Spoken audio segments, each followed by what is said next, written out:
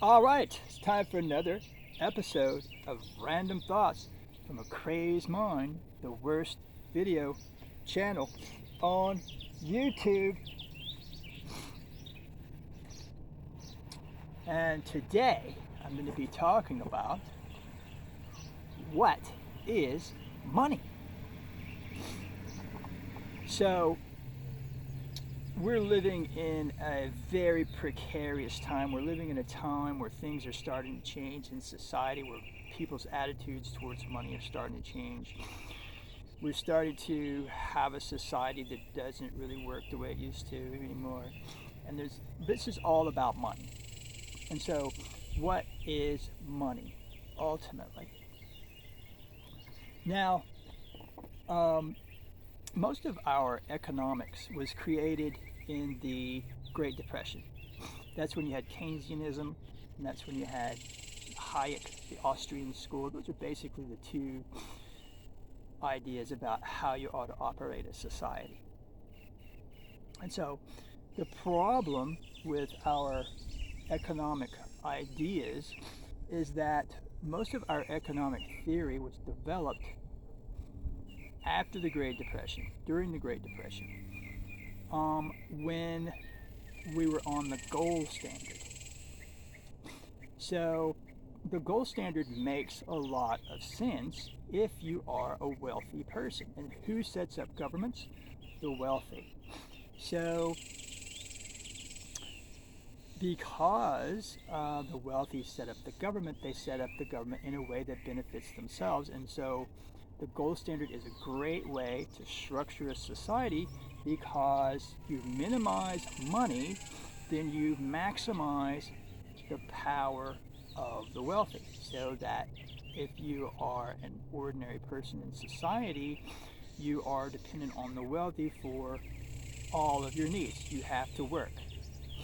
Um, the you limit the supply of money.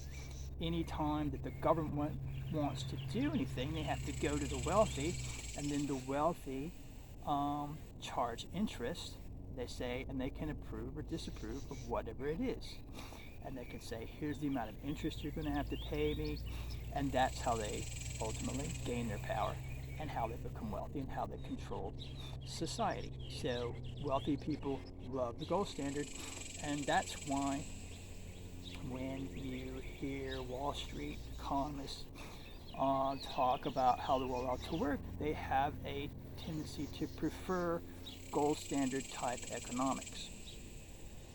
And so, because gold has always been considered to be money, and that the world has worked according to the gold standard for a long time, people believe that money is real. They believe it's something basically created by God, right?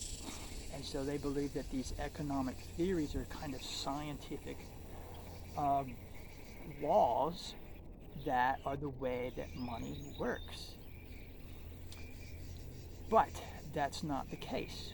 Being we know that's not the case because we know that money doesn't exist. We know that because it wasn't that long ago that money did not exist. I mean, the Native Americans just a couple hundred years ago didn't have any money. They had a whole society that had been going on for thousands of years and had no money. That was because they structured their society in a way that they didn't need money. Just as most human beings have lived without money for thousands and thousands and thousands of years because money's not real, they lived without money. There was no money. It was just barter, trade. But, as society grows, it becomes more complex and people gain advantages in the society. They start taking advantage of their advantages. And so the concept of debt and the concept of money gets developed. And that, just look at basically the feudal system. You had landowners. Now, landowners there was no stock markets. Bonds were not that big of a deal. So people owned land. They needed some way to earn an income, right? So That's basically where the monetary system came from. You put people on your land, they farm your land, and then you basically tax them, and that's how you make an income. That's how you get power. They do all the work for you. You kind of tax them for living on your land, and you have a way of supporting yourself, becoming wealthy, and that's basically the way the feudal system worked. And then we went from feudalism to capitalism as we moved into an industrial society. We developed a monetary system to allow the wealthy to just live off of paper, basically. And money is always just a social arrangement. I mean, people have to agree to these arrangements or you have problems. And so every now and then, you have these problems in society that develop. The Great Depression, things got really bad. We had the gold standard, and so society had to be restructured. People were coming after the wealthy at that point. The wealthy were not managing the society in a way that was sustainable, and that's when communism came about. Communism came about in Russia because of the Tsar. Communist influences came to the United States. It's not in your history books, but communism was very powerful during the Great Depression. I mean, that's how we got Social Security. That's how we got the 40-hour work week. That's how we got Labor Day. All these things happened because of threats to the social order in the form of the communism, which was arguing about a way to restructure society. Ultimately, they were able to give workers power. And so money became a different thing. It became more democratized. So people got more power. And the society changed. And so the wealthy lost some power. And they've been able to kind of regain that power by kind of dominating the workforce. If you look at the way that money works, it's basically an owner-slave relationship. We don't think of ourselves as slaves, but if you have to work for somebody and you don't have control over your own destiny, you've got to show up for work at a certain time, you've got to do a certain job, you've got to do it a certain way, you have to meet certain requirements, or you're out the door and you're on the street. That's not much different than slavery, really, is it? I mean, you are just kind of a well-treated slave, but ultimately you're still a slave. So we do still live in a basically owner-slave society, and money is the way that people are controlled. Money ultimately is a unit of work. That's all that it is. If you have a society where people don't need to work, then you have a change of the social order, obviously. If you can't be required to go to work, then nobody has any power over you. You're independent. And obviously this creates problems in the society because people have to grow the food, people have to do the jobs. And some people are going to want to benefit off of those things, which is ownership. So that's where we are today. We are moving from the traditional way that the world has been structured into a new world where things are going to work a little bit differently. Now, it's still going to be the same basic world. There's really probably never going to be any getting away from the owner-slave relationship. But, people's work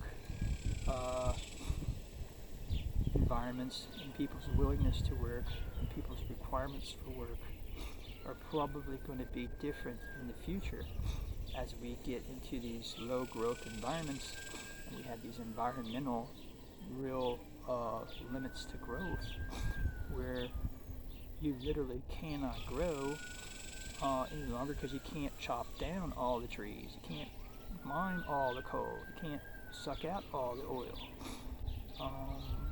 These limitations are starting to have a real impact.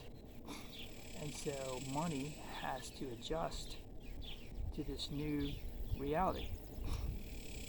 And that's where we're at today. That's why we're having a battle between the Wall Street world, where you want to live according to basically the gold standard, and then we have the modern monetary theory type arrangement where people are pursuing more of a socialist idea, where they are kind of rejecting the debt as a limitation to how you structure society. And they're basically saying, well, let's don't have any debt. And that's going to change the power structure of the world. And that ultimately is what money is all about. So money is a unit of work. That's all it is. That's all it ever be.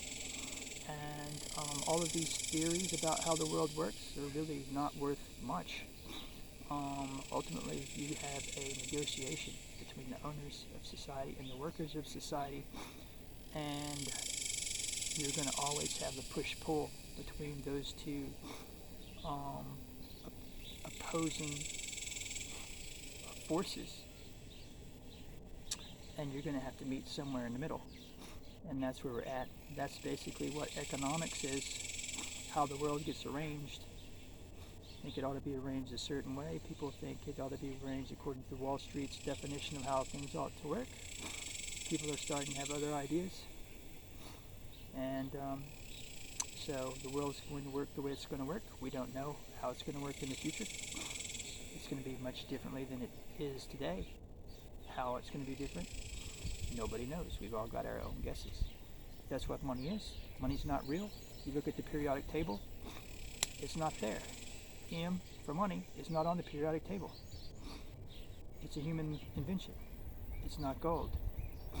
Gold is on the periodic table. Gold is not money. Gold is just a way of structuring society. And ultimately, there are too many limitations to the gold standard for people to work according to that standard anymore. They have too many demands that have to be met. If you have a gold standard, you have to pay way too many taxes. People don't want to raise taxes. People don't want to lose their money in a stock market downturn. And so they just keep creating more money to maintain their power. So that's what money is. Money is just a way of structuring society. And ultimately, everything is negotiable. And this has been another episode of Random Thoughts from Crazy Mind, the worst video channel on YouTube. So long, YouTube.